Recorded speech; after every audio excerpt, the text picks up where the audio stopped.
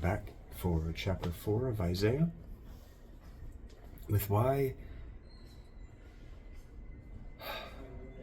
Mormonism is bad.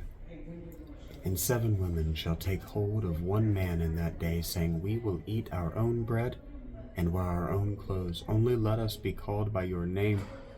Take away our reproach.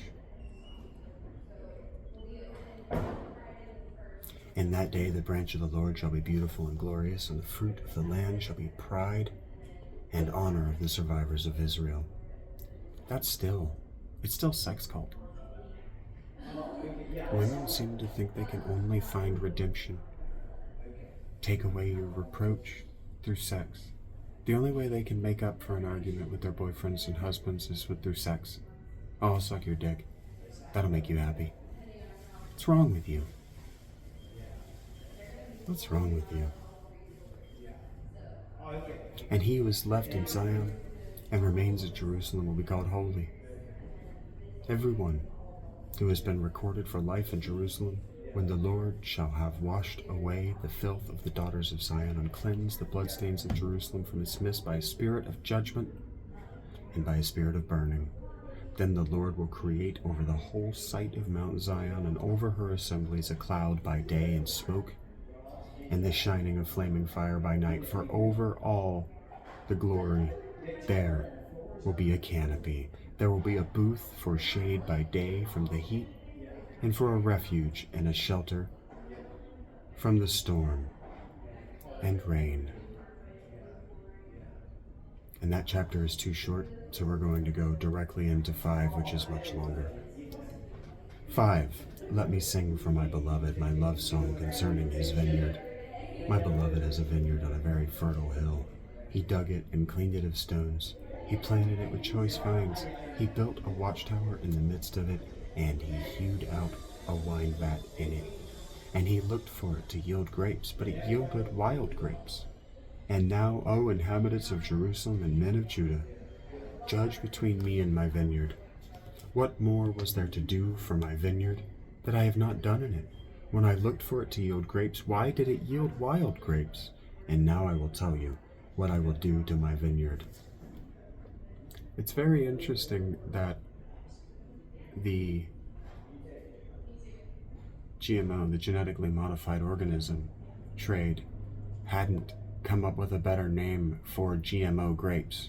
There were wine grapes, which were just called grapes, and then there were, the kind of grapes you would find in the wild that weren't GMO yet, and those are wild grapes. And now I will tell you what I will do to my vineyard. I will remove its hedge, and it shall be devoured. I will break down its wall, and it shall be trampled down. I will make it a waste. It shall not be pruned or hoed, and briars and thorns shall grow up. I will also command the clouds that they rain no rain upon it. For the vineyard of the Lord of hosts is the house of Israel, and the men of Judah are his pleasant planting. And he looked for justice, but behold, bloodshed; for righteousness, but behold, an outcry. Woe to those who join house to house, who add field to field, until there is no room, and you are made to dwell alone in the midst of the land. Yeah, so if you believe and you understand that the Torah is actually a court political narrative justifying a whole bunch of genealogies that didn't need justification in the first place because they were keeping up with the post-exile tradition of Babylon, and that's how Babylon ruled things. If you understand that, then you understand this passage. Woe to those who join house to house, who engage in eugenics politics of nobility, who add field to field, who do political marriages so they can have bigger fields that they don't have to tend. And you are made to dwell alone. Who add field to field until there is no more room, and you are made to dwell alone in the midst of the land. The Lord of hosts has sworn in my hearing, surely many houses shall be desolate, large and beautiful houses without inhabitant. For 10 acres of vineyard shall yield but one bath, and a homer of seed shall yield but an ephah. Woe to those who rise early in the morning, that they may run after strong drink, who tarry late into the evening, as wine inflames them. They have lyre and harp, tambourine and flute, and wine at their feasts. But they do not regard the deeds of the Lord, or see the works of his hands. Therefore my people go into exile for lack of knowledge. Their honored men go hungry, and their multitude parched with thirst. Therefore Sheol has enlarged its appetite. Sheol is effectively the equivalent of the Greek underworld, the Greek Hades. Therefore Sheol has enlarged its appetite and opened its mouth beyond measure, and the nobility of Jerusalem and her multitude will go down, her revelers and he who exults in her. Her revelers. This is Dionysus. They're talking about the cults of Dionysus before they made it to Greece. Man is humbled, and each one is brought low, and the eye of the haughty are brought low. But the Lord of hosts is exalted in justice, and the holy God shows himself holy in righteousness. Then shall the lambs graze in their pasture, and nomads shall eat among the ruins of the rich. Woe to those who draw iniquity with cords of falsehood.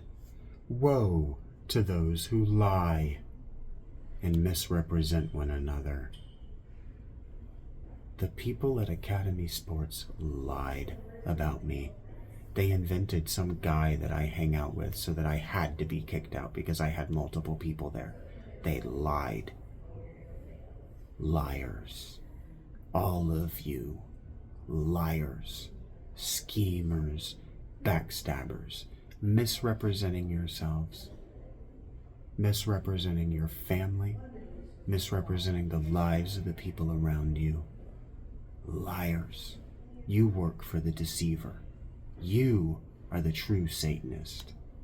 You are the true enemy. Woe to those who draw iniquity with cords of falsehood, who draw sin as with cart ropes. And you is Christians. Christians and nations that want to call themselves formerly Christian. Woe unto you, deceivers and Satanists, who say, let him be quick, let him speed his work that we may see it. Let the counsel of the Holy One of Israel draw near, and let it come that we may know it. Woe to those who call evil good and good evil, who put darkness for light and light for darkness, who put bitter for sweet and sweet for bitter. Woe to those who are wise in their own eyes and shrewd in their own sight. Woe to those who are heroes at drinking wine. Woe to those who are wise in their own eyes is exactly what Socrates was saying. Woe to you for thinking you know dick about shit. And woe to you for being shrewd in your own sight, for patting yourself on the back for getting deals, and for being pragmatic. Woe on you. You know nothing. Woe to those who are heroes at drinking wine and valiant men in mixing strong drink.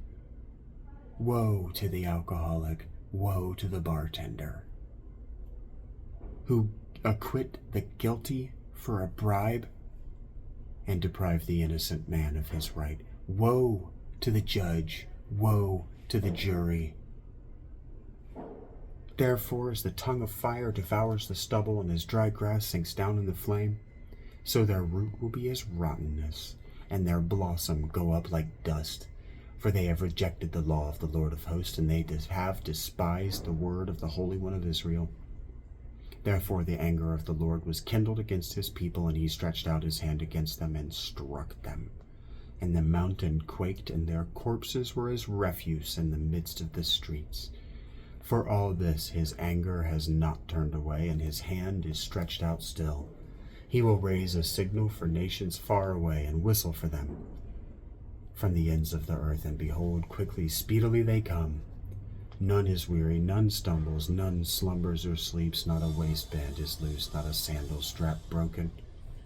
Their arrows are sharp, all their bows bent. Their horses' hooves seem like flint, and their wheels like the whirlwind. Their roaring is like a lion. Like young lions they roar, they growl and seize their prey. They carry it off and none can rescue. They will growl over it on that day, like the growling of the sea. And if one looks to the land, behold darkness and distress. And the light is darkened by its clouds. The light of wisdom, the light of justice, the light that bounces from your campfire to the clouds will be extinguished because you will all be gone.